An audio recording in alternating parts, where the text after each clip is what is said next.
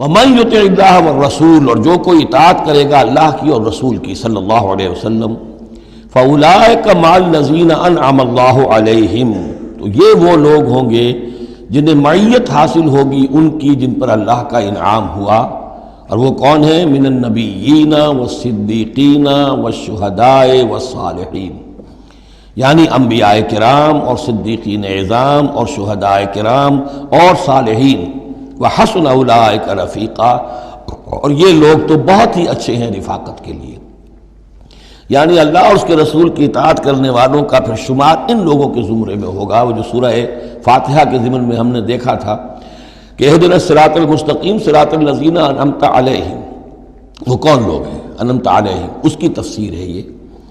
فاولئک مع الذین انعم اللہ علیہم من النبیین والصدیقین والشہداء والصالحین، ایک بیس لائن ہے، صالح مسلمان، نیک نیت مسلمان، دل میں خلوص کے ساتھ ایمان ہے، صالح ہے، حکم پر عمل کر رہا ہے، محرمات سے بچا ہوا ہے۔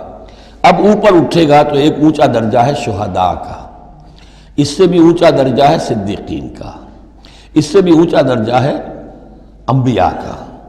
اب انبیاء کا درجہ تو رک جائے گا، اس لیے کہ وہ تو ایک وہبی چیز ہے، کسبی چیز نہیں تھی، لیکن یہ دو درجے تو ابھی موجود ہیں کہ انسان اپنی ہمت سے جتنی محنت کرے، جتنی کوشش کرے، وہ شہادت اور صدیقیت کے مراتب تک فائز ہو سکتا ہے۔ یہ مضمون پوری وضاحت کے ساتھ آئے گا سورہ حدید میں انشاءاللہ۔ ذالک الفضل من اللہ وکفی باللہ علیما، اور یہ اللہ تعالیٰ کا بڑا فضل ہے جن لوگوں کو آخرت میں ان کی معیت حاصل ہو جائے۔ وتوفنا مع الابرار، اے اللہ ہمیں موت دیجو اپنے ابرار بندوں کے ساتھ۔ تو واقعہ یہ ہے ذالک الفضل من اللہ وکفی باللہ علیما، یہ تو اللہ کا بہت بڑا فضل ہے، اور اللہ کافی ہے ہر شے کے جاننے کے لیے، یعنی کون کس استعداد کا حامل ہے، کون کس قدر و منزلت کا حامل ہے، اللہ خوب جانتا ہے۔